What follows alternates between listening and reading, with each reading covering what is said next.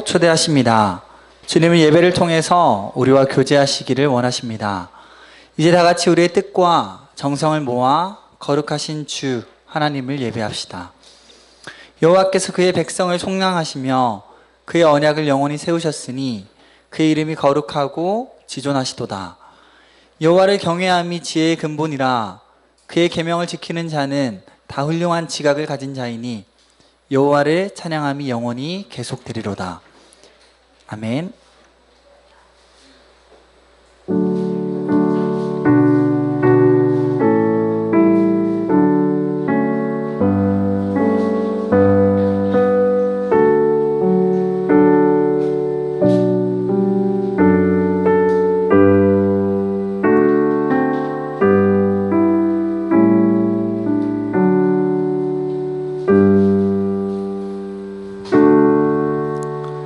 다 같이 사도신경 하심으로 우리 신앙을 함께 고백하시겠습니다. 나는 전능하신 아버지 하나님 천지의 창조주를 믿습니다. 나는 그의 유일하신 아들 우리 주 예수 그리스도를 믿습니다.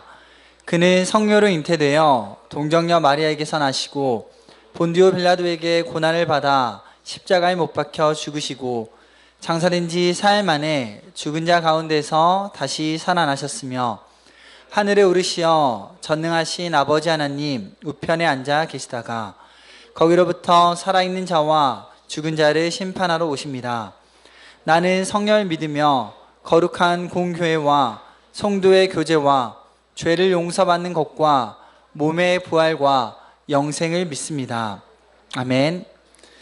사랑하는 성도님들, 하나님 우리 모두가 자신의 죄와 허물과 잘못을 거짓없이 고백할 때에 용서의 손길을 허락하십니다.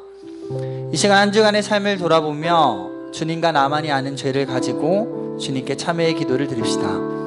그럴 때 주님께서 용서의 은혜를 베푸실 것입니다. 함께 기도하겠습니다.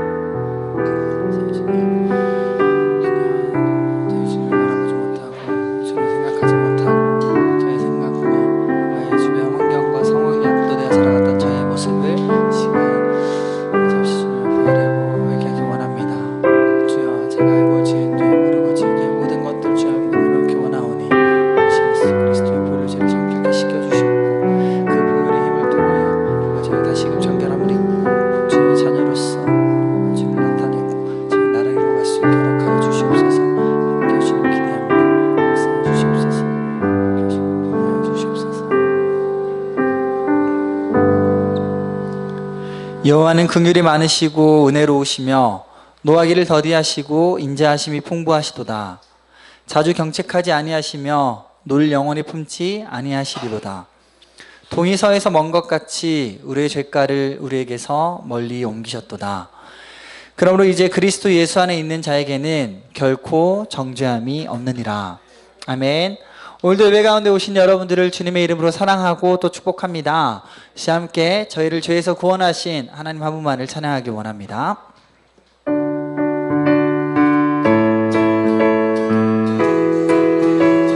우리를 죄에서 구하시러 주 예수 십자가 지셨으니 기쁘게 부르세 할렐루야. 우리 한 번 더 우리를 죄에서 구하시러 주 예수 십자가 지셨으니 기쁘게 부르세 할렐루야. 나 의원 얻었네. 찬송하세 주님 나를 구하셨네. 찬송하세 주가 구원하신 우리를 주께서 구했으니 이전에 행하던 악한 일과 주하고 더러운 모든 죄를 온전히 버렸네. 찬송하세 주님 나를 구하셨네. 찬송하세 주가 구원하셨네. 나 지금 죄 사함받아 거룩한 백성이 되었으니 이 육신 장막을 벗을 때도 겁날 건 없겠네. 찬송하세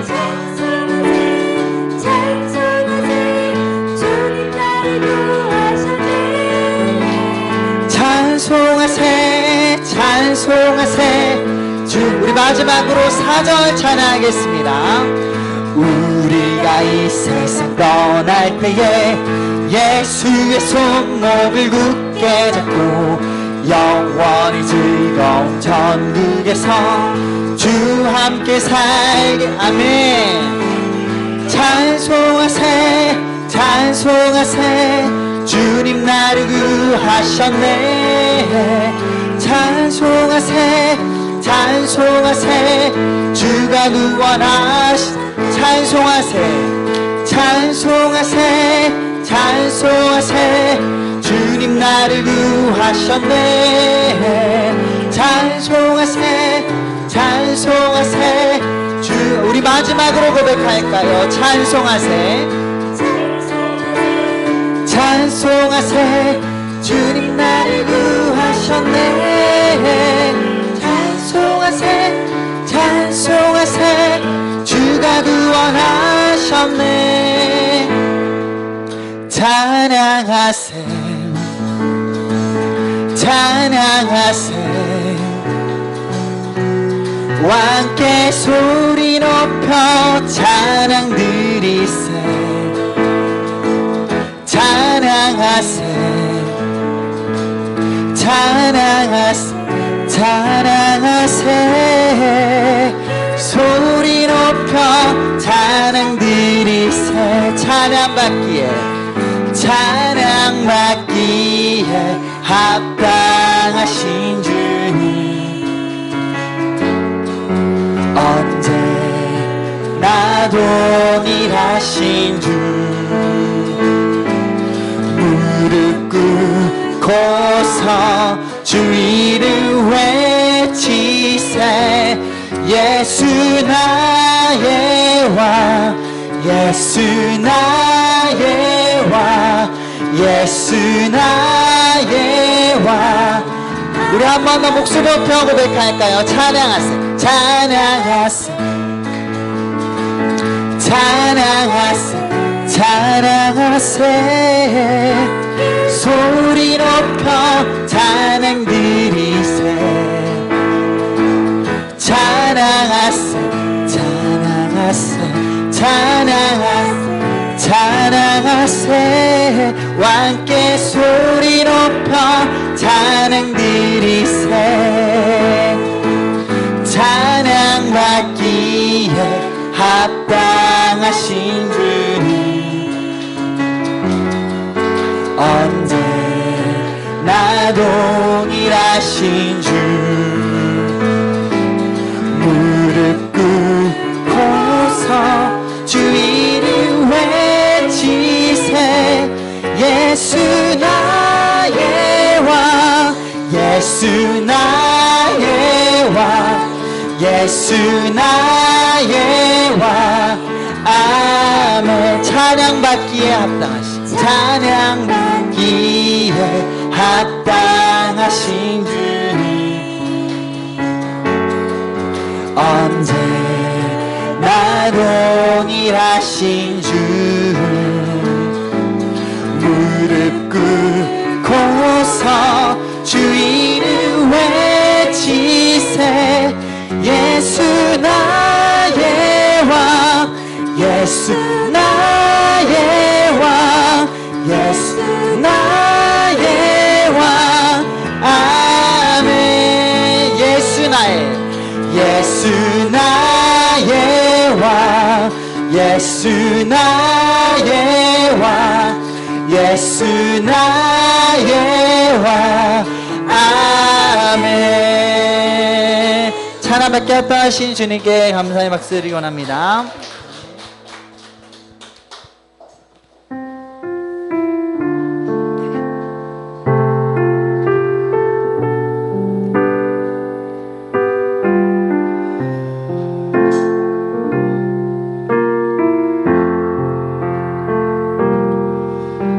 주님과 함께하는 이 고요한 시간, 주님의 보좌 앞에 내 마음을 쏟네.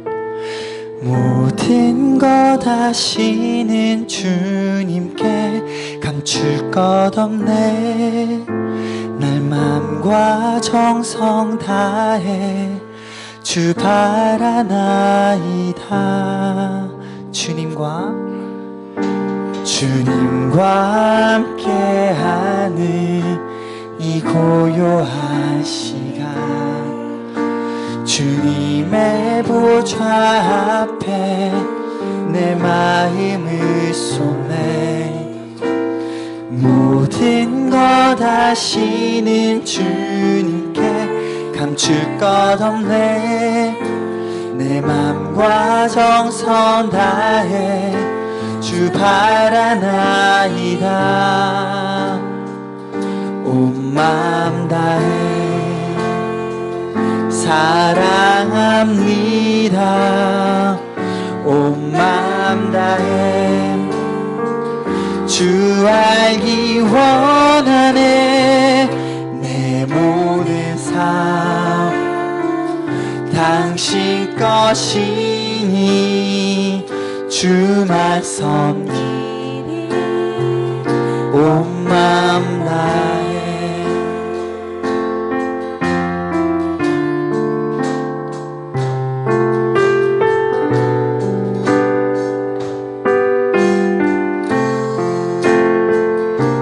우리 다시 한번 마음을 모아 고백하겠습니다. 주님과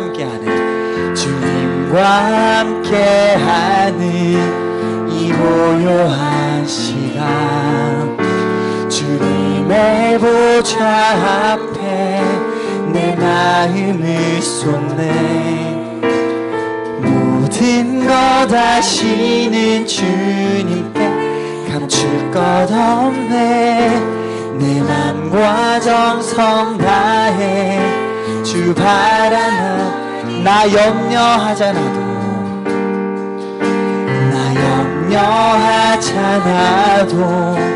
내 쓸 것 아시니. 나 오직 주의 얼굴 구하게 하소서. 다 이해할 수 없을 때라도 감사하며 날마다 순종하며 주 따르오리라. 온 맘 다해 사랑합니다. 온 맘 다해 원하네. 내 모든 삶 당신 것이니 주만 섬기리. 온 맘 다해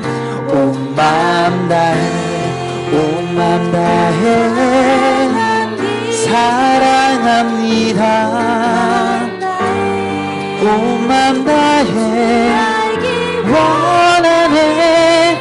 내 모든 삶 당신 것이니 주만 섬기리.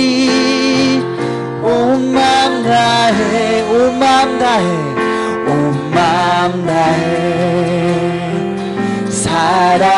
사랑합니다. 온 맘 다해 주 알기 원하네. 내 모든 삶 당신 것이니 주만 섬기리. 마지막으로 마음을 모아 고백하겠습니다. 온 맘 다해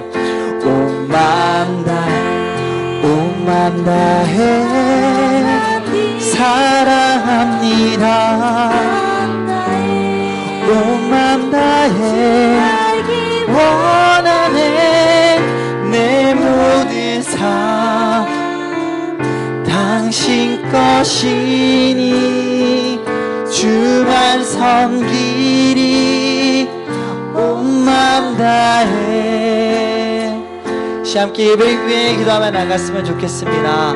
저희를 너무나 사랑하시고 저희를 너무나 극진히 아끼시는 주님, 그 주님을 이 시간 저희가 찬양하기 원하옵고 정말 저희 온 마음을 다해 온 마음을 집중하여 주님께만 찬양을 올려드리기 원합니다. 이런 마음 가지고 예배 위에 함께 기도하며 나가겠습니다. 사랑의 주님, 오늘도 저희를 예배 가운데 인도하신 주님의 크신 사랑에 너무나 감사를 드립니다. 한 주간 주님 잊고 살았던 저의 모든 마음들을 주님께서 용서하시고 주의 보혈로 씻겨주시옵고 시간 온 마음을 다해 정성을 다해 뜻과 저의 열정을 다하여 주님 한 분만을 찬양하고 주님께만 찬양 드리고 주님만 높여드리고 주님께 예배드릴 수 있는 귀하고 복된 시간으로 채워주시옵소서. 성령이 저희 가운데 충만하게 채워주셔서 저희로 할 수 없는 모든 것들을 주님께서 이루어가 주시옵소서.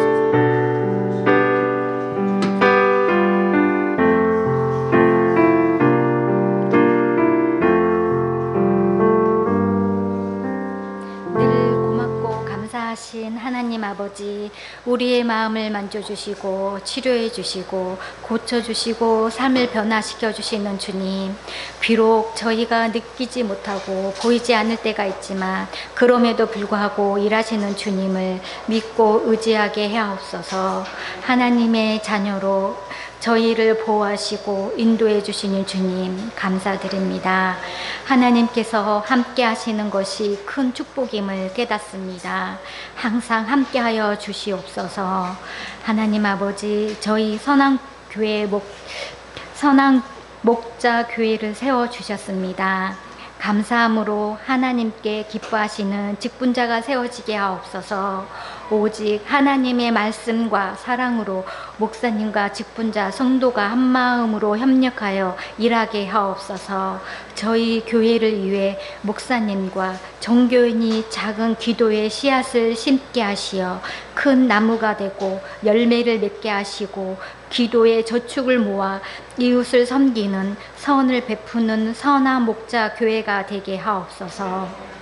그래서 항상 기뻐하시는 교회, 부욕해 하시는 교회, 모든 것을 가진 교회, 유명한 교회, 영혼을 살리는 교회가 되게 하옵소서. 모든 영광을 받으실 주님께 예수 그리스도의 이름으로 기도드립니다. 아멘.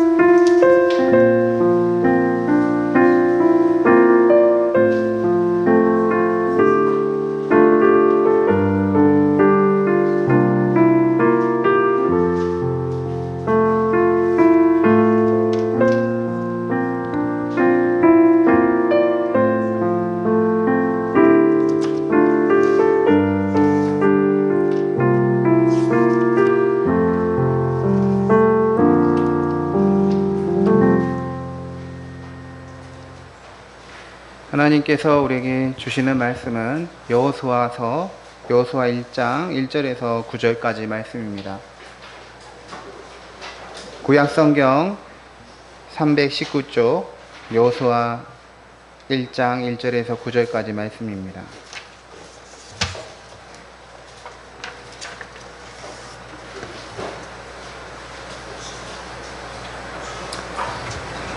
한 절씩 교독하겠습니다. 여호와의 종 모세가 죽은 후에 여호와께서 모세의 수종자 눈의 아들 여호수아에게 말씀하여 이르시되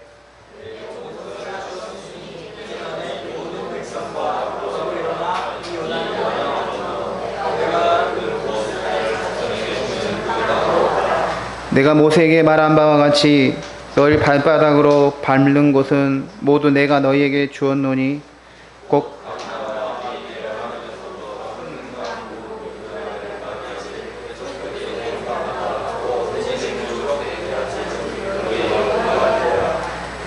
내 평생에 너를 능히 대적할 자가 없으리니 내가 모세와 함께 있었던 것 같이 너와 함께 있을 것임이니라.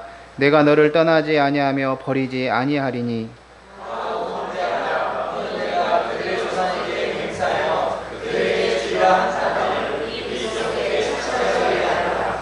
오직 강하고 극히 담대하여 나의 종 모세가 내게 명령한 그 율법을 다 지켜 행하고 우로나 좌로나 치우치지 말라. 그리하면 어디로 가든지 형통하리니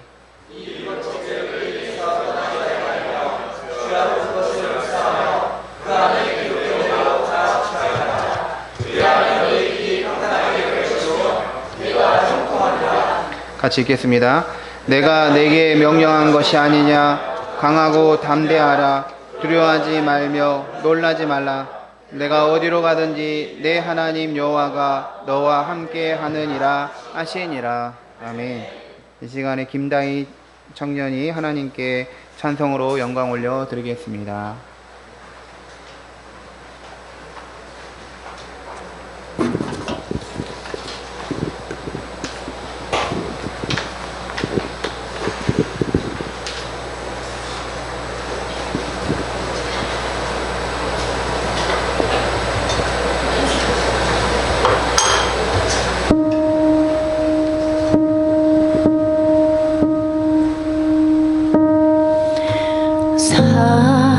사랑하는 내 딸아, 너의 자금도 내게 귀하다. 너와 함께 걸어가는 모든 시간이 내게 힘이라. 사랑하는 아들아, 내 연약함도 내게 금이라. 너로 인해 잃어버린 나의 양들이 돌아오리라.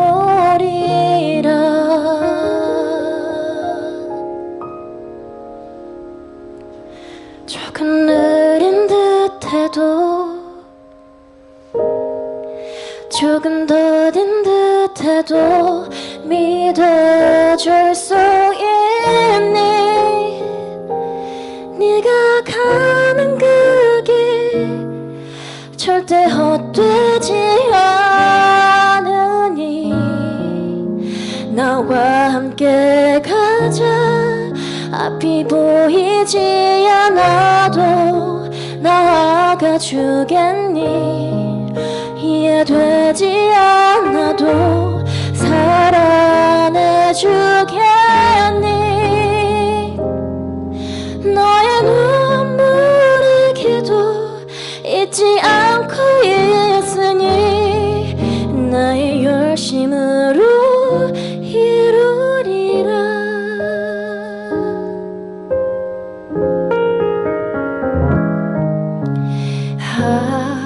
하나뿐인 사랑아,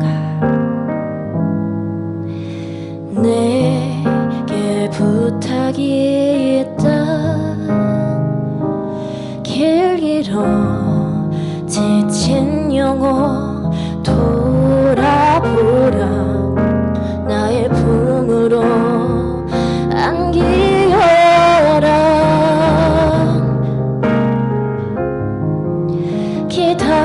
기다려주겠니?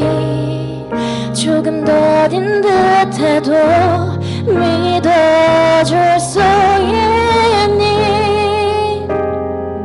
네가 가는 그 길 절대 헛되지 않으니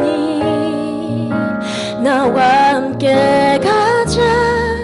앞이 보이지 않아도 나아가 주겠니? 이해되지 않아도 사랑해 주겠니? 너의 눈물의 기도 잊지 않고 있으니 나의 열심으로 이루리라. 내게 그 땅을 부탁한다.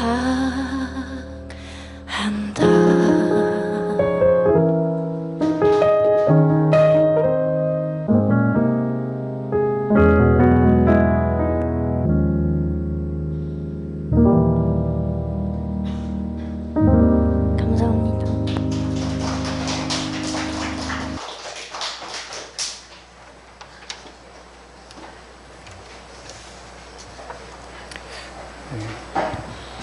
우리 하나님께 영광의 박수를 다시 한번 올려드리겠습니다. 감사합니다. 하나님. 강하고 담대하라는 제목으로 하나님의 말씀을 전하겠습니다. 사람은 누구든 목표를 세우면 목표 한 발을 이루어 그 일에 성공하기를 원합니다. 인생에 있어서 아무런 관심도 기대도 없는 사람이 아니고서는 목표도 비전도 계획도 없이 살지는 않습니다. 그런데 문제는 아무리 우리가 목표를 세우고 또 그것에 맞춰 계획을 세우고 또 그것을 위해서 구체적 행동으로 실천한다고 할지라도 그 목표를 실제로 이루는 일은 결코 쉬운 일이 아닙니다. 그래서 인생에 있어서 성공한 사람이 드문 것은 사실입니다. 그러면 어떻게 할 때 인생에 목표를 두고 그것을 이루며 성공할 수 있을까요? 나보다 앞서서 그 일을 이룬 사람을 찾아서 그 사람에게 조언을 구하고 어떻게 그 사람은 그 일을 이루었는지 잘 배우고 보고 배우는 것도 필요한 방법입니다. 사람은 이 모방의 동물이기 때문에 어떤 사람을 나 자신의 롤 모델로 두고 삼아서 그것을 통해서 발전해 가는 것이 중요한 것입니다. 나보다 앞서가서 나에게 좋은 영향력을 줄 수 있는 사람을 우리는 멘토라고 부릅니다. 내 삶과 인생 계획에 귀한 조언을 해줄 수 있는 사람, 옆에서 우리 자신이 이상한 방향으로 가면 멘토가 되어서 나의 삶의 방향을 바르게 좋은 방향으로 인도해주는 그런 사람이 필요한 것입니다. 그래서 우리 주변에 좋은 사람이 있으면 나도 좋은 사람이 되는 것입니다. 저 자신도 삶을 돌아보면 그냥 아무렇게나 살 때 만났던 그 친구들과 이 지인들, 그리고 뭔가 계획을 세우고 인생을 의미 있게 살고자 할 때 만났던 그 친구나 이 주변 사람들이 정말 질적으로 많은 차이가 있었습니다. 그래서 그 사람이 어떤 사람인가를 알고자 하면 그 사람의 친구나 그 사람의 지인이 어떤 사람인지를 보면 또 알 수가 있습니다. 목표를 이룬 사람의 특징을 보면 대부분 본질에 충실합니다. 실패한 사람은 본질보다는 어떤 지엽적인 거에 매달려서 집착을 하거나 뭔가 자기 꾀에 빠져서 이루려고 하다가 오히려 실패하게 되는 것입니다. 그냥 목표만 설정하고 뭐로 가도 서울만 가면 된다, 꽁 잡는 게 매다, 이런 식으로 어떤 수단이나 방법을 사용해서라도 목적만 이루면 된다는 사고는 잘못된 것이죠. 목표를 이루는데 그 과정이나 방법도 중요하고 가치가 있다고 여기는 사람이 본질에 충실한 사람으로서 실제로 목표를 이루는 법입니다. 더구나 우리는 예수님을 구주로 믿고 하나님이 살아계시고 역사하신다는 사실을 믿는 기독교인입니다. 우리 그리스도인들은 세상 사람들처럼 그냥 성공을 위한 성공을 목표로 하는 사람이 아닙니다. 하나님의 그 영광이라는 더 큰 목표를 가지고 있는 사람이죠. 내가 이루고자 하는 것이 하나님의 영광을 위한 것이냐, 아니면 내 자신의 어떤 영광을 위한 것이냐, 내가 이룬 성공이 실제로 하나님의 영광을 드러내고 있느냐가 우리의 중요한 관심사가 되어야 합니다. 기독교인이 인생을 성공적으로 이루어가는 데 있어서 가장 중요하게 여겨야 하는 것은 먼저는 하나님이 나와 함께 하신다, 하나님이 나의 인도자가 되신다, 이것입니다. 그냥 내 힘과 내 능력으로만 이루는 것이라면 결국에는 한계가 오는 거예요. 벅차게 되는 것입니다. 우리 그리스도인들은 플러스 알파를 기대하는 사람들입니다. 같이 해보세요. 플러스 알파. 이게 중요한, 우리가 붙들어야 할 것이죠. 플러스 알파는 내 힘이나 능력 외에도 하나님이 주시는 그 플러스 알파가 있다는 거예요. 그게 작용한다는 것이 믿음입니다. 그런데 그 플러스 알파가 내 자신의 것보다 더 큰 작용을 일으킬 수 있는 거예요. 하나님을 의지하고 바라보고 목표를 이룬 사람에게는 하나님이 플러스 알파의 능력과 은혜를 주셔서 모든 것을 이루게 하시는 것입니다. 예전에 제가 2004년 가을에 신대원 3학년이었는데 대학원, 장신대 대학원 입학시험을 치러야 할 때였습니다. 입학시험을 열심히 준비하고 있었는데 시간이 많이 부족했습니다. 그런데 갑자기 교회에서 저에게 주일날 이번 주 금요기도에 설교를 해달라고 하는 것입니다. 그 다음 주 금요일 지나서 그 다음 주 월요일에 대학원 시험을 봐야 하는데 금요기도에 설교를 해달라고 부탁이 왔을 때 사실 그 교회에 부목사님이 또 계시고 나 아니어도 할 사람이 있는데 나한테 부탁을 하는 거예요. 못하겠습니다. 전 시험 준비해야 돼요. 이럴 수도 있는데 내가 왜 이런 공부를 하고 있는 건가 생각해 봤습니다. 하나님의 말씀을 전하기 위해서 대학원 가려는 거 아닌가? 주님께서 나를 테스트하려는 것이 아닌가? 이런 생각이 들었습니다. 그래서 바로 하겠습니다. 열심히 또 준비했습니다. 그리고 틈나는 대로 열심히 또 공부를 했어요. 결국은 어떻게 됐을까요? 대학원에 2.7대 1의 경쟁률을 뚫고 합격할 수 있었습니다. 내 실력으로만 입학하는 게 아니었어요. 또 대학원에 입학해서 모든 코스석을 다 마치고 이제 어학시험을 봐야 되는데 마지막 관문이었는데 프랑스어로 제가 선택을 했습니다. 그때는 유학하기 전이어서 불어를 거의 못했어요. 그래서 시험은 신청했지만 떨어질 수도 있겠다 그런 우려심이 있었죠.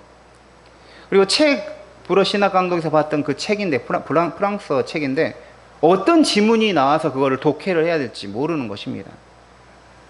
그런데 그때 정말 또 바빴어요. 교회 일로 여러 가지 일로. 그런데 항상 저는 주님의 일을 1순위로 두었습니다. 주님의 일을 먼저 하자. 먼저 그의 나라와 의를 구하자. 그런데 제가 이제 열심히 어쨌든 나머지 시간은 공부하고 있는데 어떤 지문이 딱 나오는데 이건 해석이 잘 되는 거예요.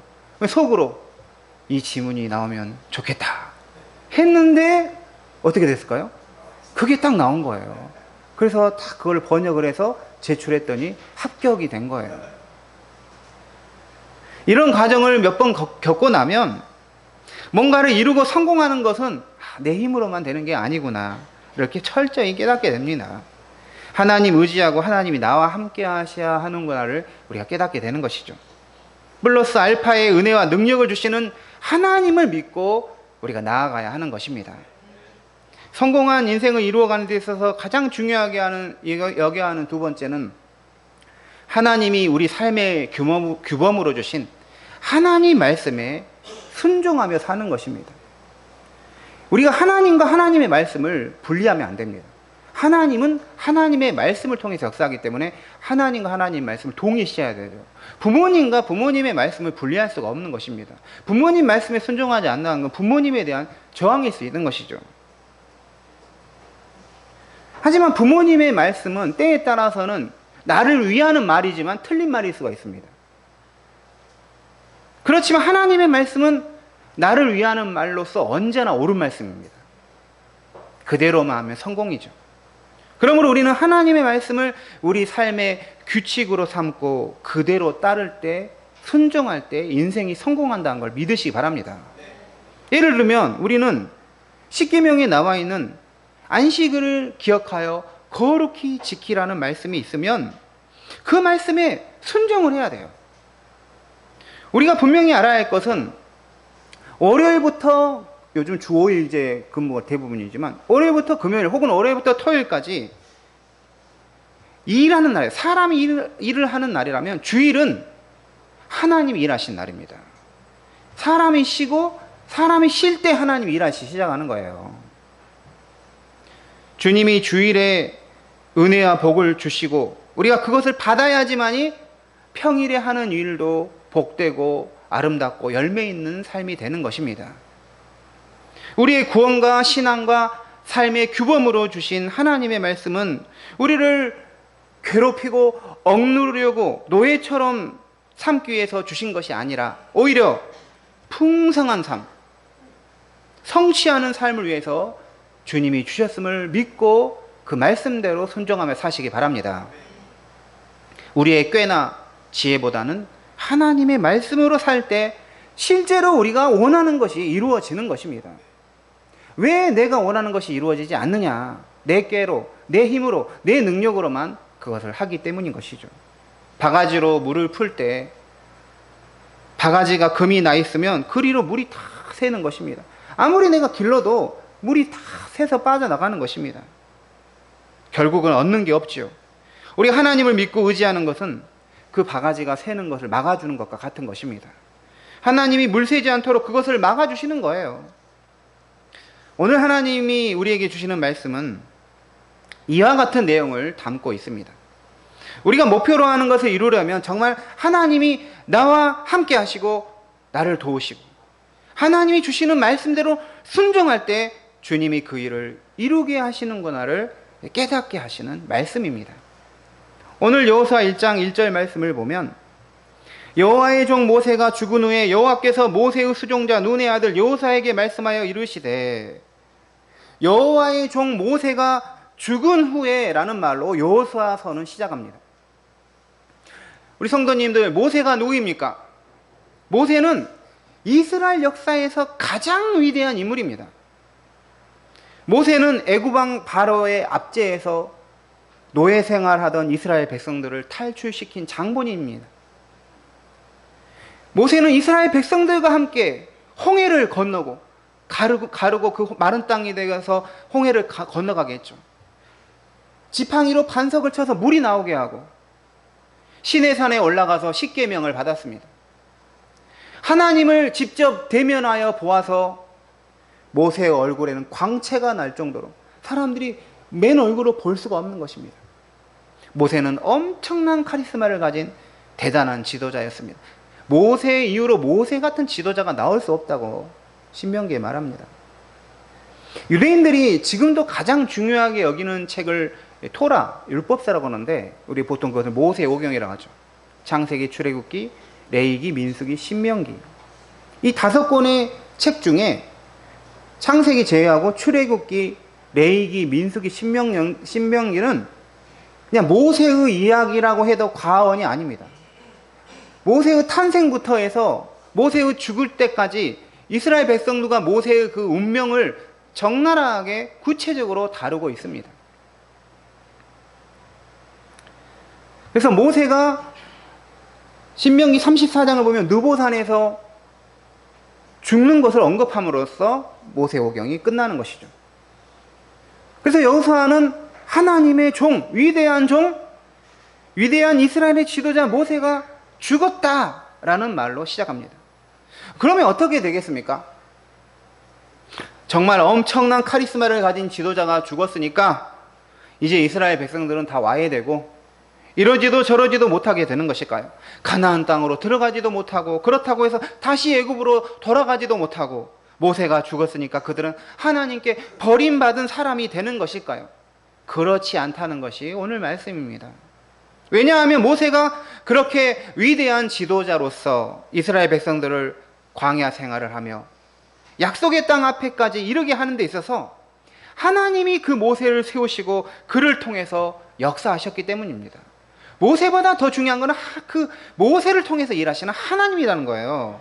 하나님이 여전히 살아계시고 계속해서 그 역사를 이끌어 가실 것이기 때문에 망한 게 아니라는 것이죠. 만약에 모세가 하나님이 아니라 자기 스스로 지도자가 됐다면 모세가 죽으면 이스라엘 백성도 같이 죽는 것입니다. 모세가 죽어도 이스라엘 백성들이 죽지 않는 이유는 하나님은 여전히 살아계시기 때문인 것입니다. 어떤 사람은 자기가 의지하고 믿었던 사람이 사라지거나 죽거나 자기 곁을 떠나면 그 사람과 함께 자기도 죽어버린다. 나도 끝나는구나. 나도 여길 떠나야구나. 이렇게 생각하는 사람도 있습니다. 하지만 그런 사람은 철저히 사람을 의지했기 때문에 그런 결론이 나오는 것입니다. 줄 잘못 서서 인생이 끝났다. 그런 것은 인생이 사람 손에 달렸다고 믿기 때문인 것입니다. 사람을 의지하는 것과 하나님을 의지하는 건 엄청난 차이가 있습니다. 사람만 바라보고 의지하면 그 사람이 없어지면 그 사람과 함께 나도 없어지는 것입니다. 하지만 우리가 하나님을 의지하고 바라보면 그 사람이 없어도 할 수가 있는 거예요. 왜냐하면 우리가 믿는 하나님이 그 사람 없어서 또 다른 사람을 통해서 일하실 수 있고 나를 통해서도 일하실 수 있기 때문인 것입니다. 그 사람이 죽으면 나도 죽는다고 생각한다면 이것은 자기 마음에 하나님이 없기 때문입니다. 여호수아는 모세가 죽었을 때 자기도 죽어서 끝나는구나 라고 생각하지 않았습니다. 왜 그렇습니까? 여호와 하나님이 여전히 살아계심을 믿었기 때문입니다. 2절을 보시면 내 종 모세가 죽었으니 이제 너는 이 모든 백성과 더불어 일어나 이 요단을 건너 내가 그들 곧 이스라엘 자손에게 주는 그 땅으로 가라, 이렇게 말씀하십니다. 왜 여호와 하나님은 여호수아를 불러가지고 내 종 모세가 죽었으니를 언급하면서 두 번 반복하죠. 그에게 이스라엘 백성들을 데리고 요단강을 건너서 약속의 땅으로 가라는 명령을 내리신 것일까요? 첫째는 모세가 죽었기 때문에 이 모세가 짊어진 책임이 너에게 이제 양도되었다. 그의 자리를 너가 대신하거라. 너가 모세의 후계자이다를 뜻하는 것입니다. 하나님은 여호수아에게 너가 모세의 후계자다라고 직접적으로 말씀하시지 않았지만 모세의 죽음을 상기시키면서 너가 그 일을 이제 감당해야 한다라고 말씀하시면서 모세의 후계자로 여호수아를 지정하신 것입니다. 둘째는 모세가 죽었으니라는 말은 모세가 죽었더라도 이렇게 이런 의미로 우리가 읽어야 합니다. 모세가 죽었더라도 주저하지 말아라. 주저앉지 말아라. 너는 이스라엘 백성들을 데리고 앞으로 나가야 한다라는 것을 말씀해 주시는 것입니다. 모세의 죽음을 언급한 후에 모세가 죽더라도 여호수아 너가 모세의 지도력을 계승하여 그의 후계자가 될 것이다. 모세가 죽더라도 결코 이스라엘 백성들을 와해되지 않고 약속의 땅으로 들어가 땅을 차지할 것이다를 약속해 주시는 것입니다. 여호와 하나님이 여호수아에게 이렇게 말씀하신 이유는 무엇일까요? 그냥 여호수아를 대단한 종이라고 치켜 세우고 칭찬하려는 목적 때문은 아니었습니다. 앞으로 이스라엘 백성들을 데리고 그 큰 책임을 감당해야 할 여호수아의 권위를 세워주기 위한 목적이 있었던 것입니다. 이스라엘 백성들이 모세가 죽은 후에 당신이 뭔데 우리의 지도자가 되려 하느냐, 우리의 지도자는 모세밖에 없다 라고 해버린다면 아무것도 안 되는 것입니다. 한국교회에 가장 영향력 있는 목사님 중에 한 명이 영락교회를 세우셨던 한경진 목사님이신데 정말 존경하는 목사님이시죠. 정말 대단한 목사님이십니다. 근데 이 한경진 목사님이 이제 은퇴하시고 주님의 부르심 받은 후에 거기 남아있는 성도님들, 장로님들 이런 분들은 목사님은 오직 한경진 목사님이다, 이런 분들이 있습니다. 다른 담임 목사님이 세워져도 한경진 목사님이 목사님이고 다른 분들은 목사님이 아닌 것처럼 그렇게 지도력을, 하나님의 지도력이 이제 다음 목사님에게 이양됐다는 걸 받아들이지 않는 것이죠. 그래서 여호수아를 세워주는 것은 여호수아의 내가 너를 세웠다, 그 권위를 주기 위한 목적이 있는 것입니다. 그래서 여호수아를 소명하는 장면이 오늘 말씀 이렇게 나오는 것이죠. 그런데 하나님은 이제 3절과 4절에서 여호수아가 이스라엘 백성들을 데리고 이 약속의 땅에 갈 때 차지할 땅이 어떻게 해야 되는지 구체적으로 언급해 주시는 걸 볼 수가 있습니다. 우리 3절과 4절은 같이 한 목소리로 읽도하겠습니다. 시작. 내가 모세에게 말한 바와 같이 모두 내가 너희에게 주었노니 곧 광야와 이 레바논에서부터 큰 강 곧 유브라데 강까지 해쪽 속의 온 땅과 또 해지는 쪽 대해까지 너희의 영토가 되리라. 너희의 영토가 된다는 거죠. 사실 이 영토는 다윗 왕에 이르러서 완전히 이게 실현화됐지만 그 전까지는 계속해서 그 큰 영토를 향해 가는 과정이었죠. 왜 하나님은 요단강을 건너서 약속의 땅으로 들어가기 전부터 앞으로 여호수아를 통해서 실현될 구체적 그 약속의 땅을 명시해 주시는 것일까요? 주님께서 미리 이 여호수아에게 행복한 결말을 제시해 주셔서 어떤 태만함이나 두려움에 빠지지 않도록 하기 위한 것입니다. 그 약속을 쟁취해 갈 수 있는 힘과 용기를 주시기 위해서인 것이죠. 우리가 이 극장에서 상영하는 영화의 내용을, 그 핵심 내용을 미리 말하고 알려주는 것을 스포일러라고 하죠. 결론을 미리 말하는 것이 이제 스포일러인데, 어떤 사람은 이 결론을 알면 편하게 그 영화를 보는 사람이 있고, 어떤 사람은 결론을 알려주면 재미없어서 안 보는 사람이 있습니다.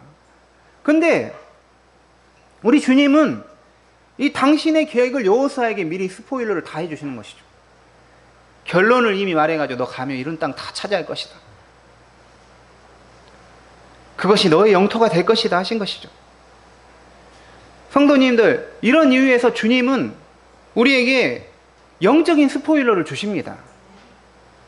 결론을 알려주시는 것이죠.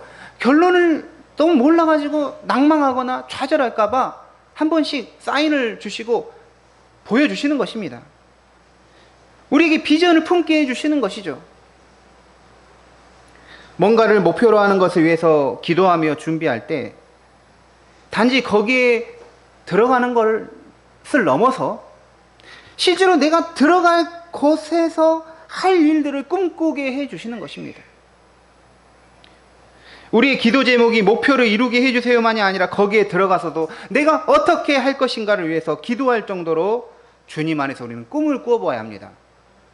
제가 여기 근처 가락동교회 처음 부임했을 때 수능날이었어요. 수능날에 고3 이 수험생을 위한 학부모 기도회를 했습니다. 저는 그때 처음으로 다 해봤는데 아침 1교시부터 이 언어 영역부터 쭉 5시까지 이제 하는데 와, 정말 힘들더라고요. 저는 큰 산을 넘었습니다, 그때.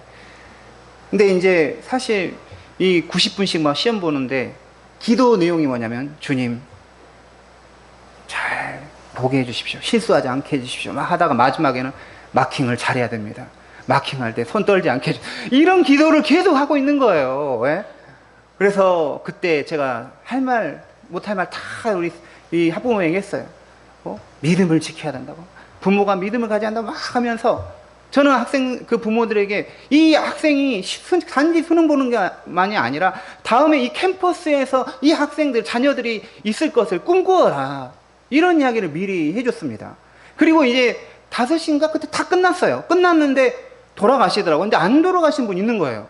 왜 안 가십니까? 했더니 외국어 영역이 남았다는 거예요. 그래서 외국어 영역까지 제가 또 기도해주고 이제 다 마친 적이 있었습니다. 저는 예전에 이 책을 사면 프랑스에서부터 했던 게 뭐냐면 책의 이 첫 표지 안에 있잖아요. 거기 안에다가 책을 산 장소와 구입 날짜를 쓰고 그때의 어떤 그 상황에 대해서 막 간략하게 씁니다. 아, 시험을 봐야 된다. 뭐 경제적인 형편이 어렵다. 내가 이런 것들을 원한다. 이런 내용들을 이제 책에 쓰는 거예요. 어떤 기도하는 마음으로 썼어요. 그리고 시간이 흘러서 다시 그 책을 펴서 보게 되면 아, 내가 예전에 이런 고민이 있었구나. 이런 것들이 기도 제목이었구나. 이런 일들이 있었구나 하면서 놀라운 거는 그런 것들이 다 하나님이 해결해 주시더라고요.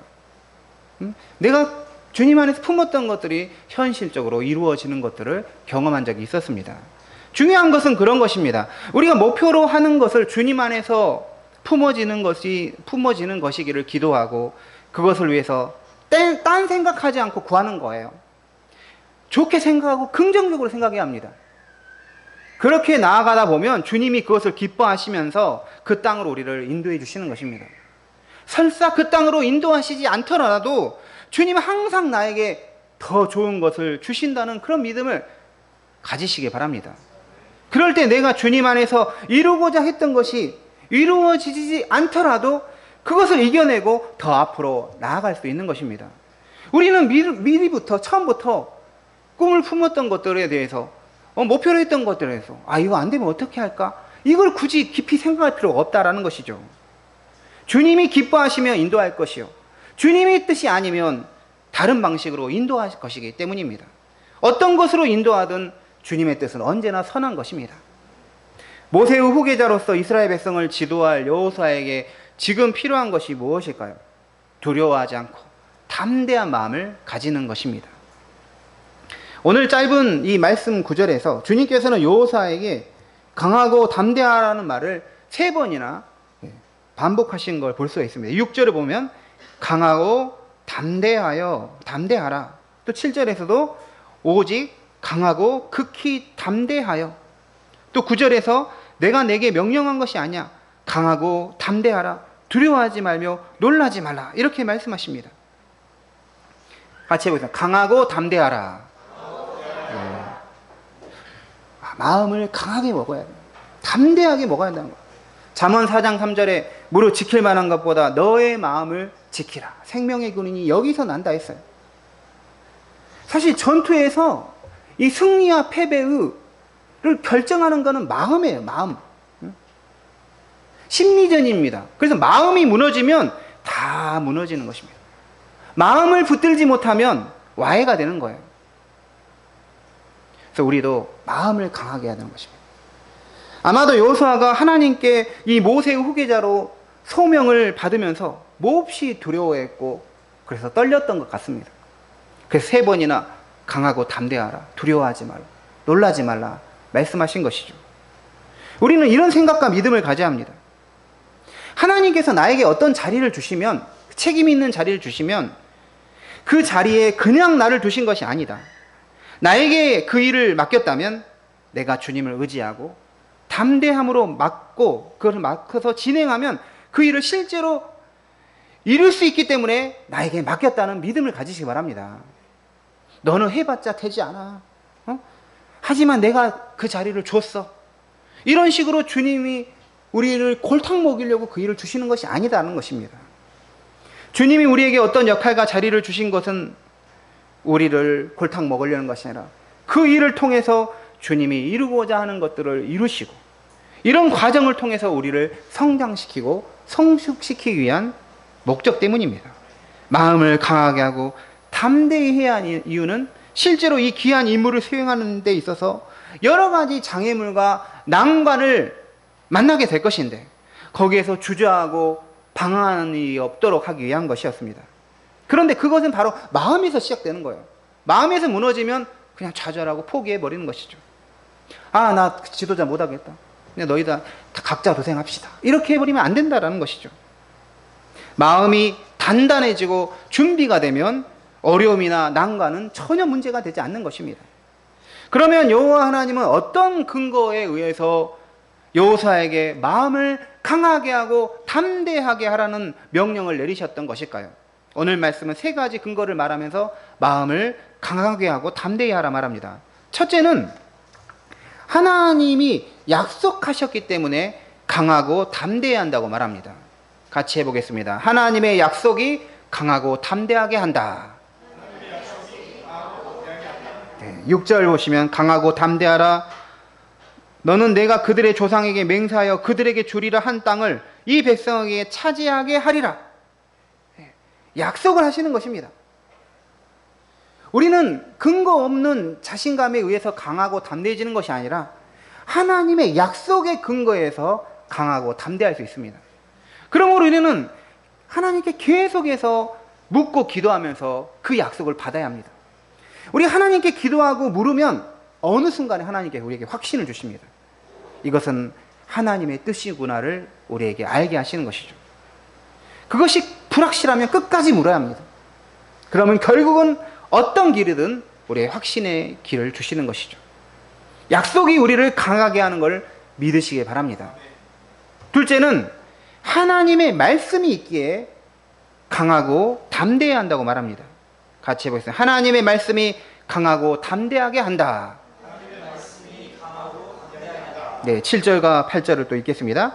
오직 강하고 극히 담대하여 나의 종 모세가 내게 명령한 그 율법을 다 지켜 행하고 우로나 좌로나 치우치지 말라. 그리하면 어디로 가든지 형통하리니 이 율법책을 내 입에서 떠나지 말게 하며 주야로 그것을 묵상하여 그 안에 기록된 대로 다 지켜 행하라. 그리하면 내 길이 평탄하게 될 것이며 너가 형통하리라. 네, 아멘. 하나님의 사람은 마음이 약해지거나 두려워하면 먼저 말씀을 찾고 다시 그걸 붙들어야 합니다. 말씀을 읽으면서 기도해야 합니다. 그러면 어떤 두려움도 어떤 낭망도 이겨낼 수 있는 것이죠. 그러면서 이 창조적인 사고인 새로운 비전과 마음이 우리에게 생기게 되는 거예요. 절망할 필요가 없어요. 말씀을 다시 붙들면 되는 것입니다. 7절과 8절은 율법책이 내 곁에 있다라고 말합니다. 율법책과 관계에서 너희 입에서 떠나지 말게 하라고 말합니다. 주야로 그것을 묵상하라고 말합니다. 이것은 무엇입니까? 우리의 기억력을 의지하지 말라는 거예요. 아무리 성경을 많이 알고 많이 배웠다고 하더라도 우리의 기억은 사실 녹슬게 되어 있는 것이죠. 저는 예전에는 나 왜 이렇게 금방 잊어버릴까? 하나님 왜 이렇게 금방 잊어버리죠? 배워도 잊어버리죠? 그랬는데 다시 생각해보니까